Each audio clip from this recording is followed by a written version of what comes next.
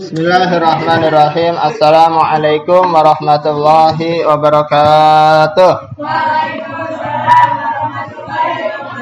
Alhamdulillah wassalatu wassalamu ala Rasulillah Muhammad ibn Abdullah wa ala alihi wa sahbihi wa mawalah, amma ba'du, wa la hawla wa la quwata illa billahil aliyyil azim. Alhamdulillah, di kesempatan malam hari ini kita akan melanjutkan kembali pelajaran kita di dalam kitab Ta'limul Muta'allim. Pembahasan kita di pertemuan yang lalu yaitu membahas tentang pentingnya zuhud atau menjaga diri daripada perbuatan-perbuatan yang haram, yang syubhat ataupun yang makruh di dalam urusan perniagaan atau perdagangan. Begitu juga di dalam setiap muamalat atau di dalam setiap profesi atau pekerjaan kita masing-masing. Itu wajib kita pelajari ilmu menjaga atau menyelamatkan diri kita dari perkara-perkara yang haram, agar supaya diri kita bersih dari sesuatu yang haram. Dan sekarang kita lanjutkan, wa kullu man ishtaghala bi syai'in minha yuftaradu alaihi ilmu taharruzi anil haram.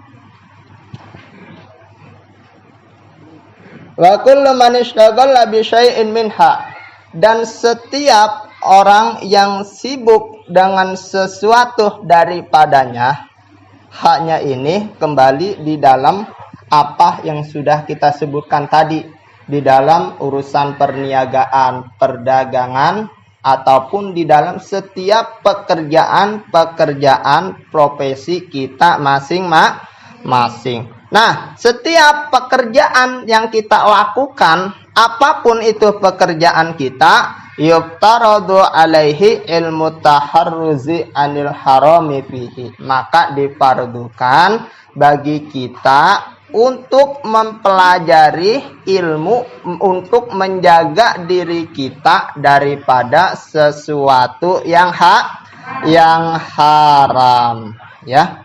Contoh misalkan kita berdagang, berjualan. Jadi pedagang yang jujur, yang baik, yang sesuai dengan syariat agama Islam. Kita menjadi seorang pekerja, jadi pekerja yang baik, yang sesuai dengan ajaran syariat agama Islam. Kita menjadi seorang petani, kita menjadi seorang guru, dan apapun profesi kita, apapun pekerjaan kita, itu kita wajib menjaga diri kita daripada perkara-perkara yang haram, ya. Yuftaradu alaihi ilmu taharruzi anil harami fihi wa kadzalika yuftaradu alaihi ilmu ahwalil qalbi. Nah, ini juga diwajibkan bagi kita, ya, untuk mengetahui ilmu tentang keadaan hati. Artinya apa? Harus kita pelajari juga ilmu untuk memperbaiki hati kita. Salah satunya minat tawakkuli, yaitu ilmu bertawakal, menyerahkan segalanya kepada Allah Subhanahu wa ta'ala. Ya, kita bertawakal, ai aslama amrahu alaihi, kita serahkan segala urusan kita kepada Allah Subhanahu wa ta'ala. Karena apabila di dalam hati kita tidak ada sifat tawakal, ya, tidak ada sifat tawakal kepada Allah Subhanahu wa ta'ala, nanti yang ada itu kita putus asa. Kita berusaha, kita belajar, kita berdagang, kita bekerja profesi yang lain segalanya, bismillahi tawakkaltu 'alallah la haula wala quwata illa billahil aliyyil azim. Segala pekerjaan kita mau keluar dari rumah, itu doanya dengan menyebut nama Allah. Tawakkaltu 'ala Allah. Saya bertawakal, menyerahkan diri kita, menyerahkan urusan-urusan kita kepada Allah Subhanahu wa ta'ala. La haula wala quwata illa billahil aliyil azim. Tidak ada daya dan upaya melainkan hanya milik Allah Subhanahu wa ta'ala al-ali, yang maha tinggi, al-azim, yang maha agung. Kalau kita sudah bertawakal, ketika kita sukses, maka kita akan ingat, ternyata kesuksesan saya ini karena rahmat Allah Subhanahu wa ta'ala. Ketika kita belum menjadi orang sukses, maka kita sadar, oh ternyata Allah belum menakdirkan saya untuk menjadi orang yang sukses. Jadi ingat, segala sesuatu harus kita serahkan kepada Allah Subhanahu wa ta'ala. Yang namanya tawakal. Sifat tawakal harus kita latih di dalam hati kita. Coba perhatikan sabda Rasulullah sallallahu alaihi wasallam. Beliau bersabda, "Lau annakum tatawakkaluna 'ala Allah haqqa tawakkuli." Seandainya kalian itu bertawakal, menyerahkan semua urusan kalian kepada Allah dengan sebenar-benarnya tawakal, la razaqakum kama yarzuqut thair. Pasti Allah akan kasih rezeki kepada kita, kama yarzuqut thaira, sebagaimana Allah memberikan rezeki kepada seekor burung. Yaqdu himasa. Burung itu di pagi hari dia keluar dalam keadaan lapar. Wataruhu bitonan. Dan setelah dia kembali ke sarangnya dalam keadaan kenyang. Tuh tawakal. Artinya apa? Kalau kita benar-benar mempelajari ilmu tawakal dan mengamalkan di dalam hati kita, maka insya Allah Allah Subhanahu wa ta'ala akan memberikan kemudahan di dalam segala urusan kita. Yang kedua, wal inabati ay arruju'u ilallahi ta'ala. Inabah, sifat inabah yaitu arruju'u ilallah, mengembalikan semuanya kepada Allah. Kita ingat, alladzina idza asabathum musibah qalu inna lillahi wa inna ilaihi raji'un. Shadaqallahul azim. Inna lillahi, sesungguhnya kita ini milik Allah.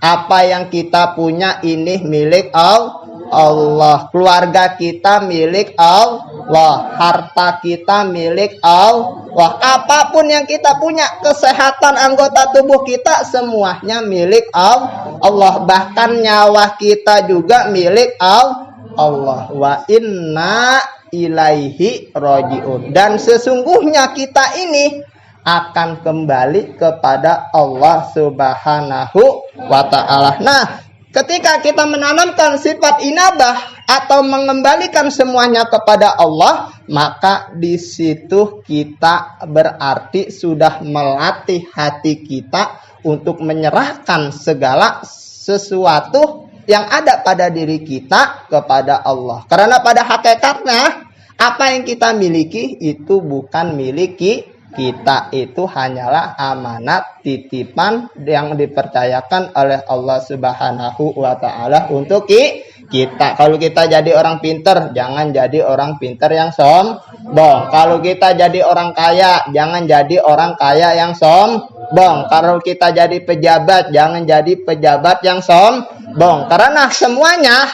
itu adalah amanat titipan dari Allah Subhanahu wa ta'ala. Ketika kita senang, kita kembalikan kepada Allah. Ketika kita mendapatkan musibah, kita kembalikan juga kepada Allah Subhanahu wa ta'ala. Wa annahu huwa adhaka wa abka. Dan dialah Allah yang membuat kita bahagia, dan dia juga Allah yang membuat kita bersedih. Allah Subhanahu wa ta'ala. Itu sifat inabah yang kedua. Yang ketiga, wal khasyati wa huwa al khaufu minallah. yaitu kita harus tanamkan di dalam hati kita, yaitu untuk selalu takut kepada Allah Subhanahu wa ta'ala. Ini penting. Iya. Karena ketika kita sudah menanamkan perasaan takut kepada Allah di dalam hati kita, maka ketika itu juga kita insya Allah akan terjaga daripada perbuatan maksiat kepada Allah Subhanahu wa ta'ala. Tidak ada orang lagi sendirian, lagi sepi, ya, tidak bakalan kita melakukan perbuatan yang dilarang oleh Allah. Contoh, tidak ada orang sepi, kita sedang berjalan, tiba-tiba kita lapar, ada pohon mangga, enggak ada orangnya, jalanan sedang sepi. Karena kita tahu ini mangga bukan punya saya. Ini mangga ada yang punya. Ketika saya ngambil mangga ini, berarti mangga ini yang saya makan hukumnya haram. Allah Subhanahu wa ta'ala Maha melihat. Dan perbuatan saya ini akan diadili oleh Allah Subhanahu wa ta'ala nanti di yaumil qiyamah. Ketika itu apa?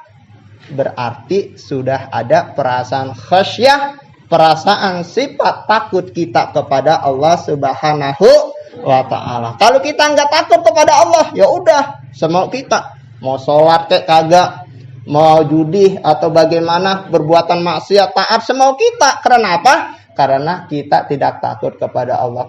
Ketika kita takut kepada Allah, sami'na wa ata'na, kita dengar dan kita mentaati. Itu orang yang takut. Kalau orang yang nggak takut, sami'na wa asaina, kami dengar, kami tahu ini hukum Allah, ini peraturan Allah, tetapi kami melanggarnya. Itu orang yang tidak ada perasaan takut di dalam hatinya.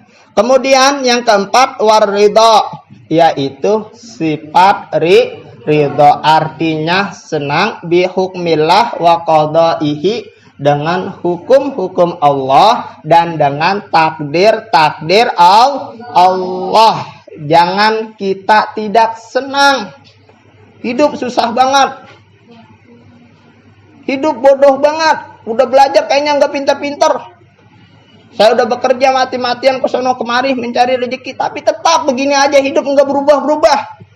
Itu berarti kita tidak ridho dengan takdir Allah. Ingat, wa allaisa lil insani illa ma sa'a wa anna sa'yahu sawfa yura. Shadaqallahul azim. Al-Qur'an surah An-Najm. Wa allaisa lil insani illa ma sa'a, dan tidaklah ada bagi manusia illa ma sa'a, kecuali apa yang dia usahakan. Artinya apa? Kita ini hanya berusaha.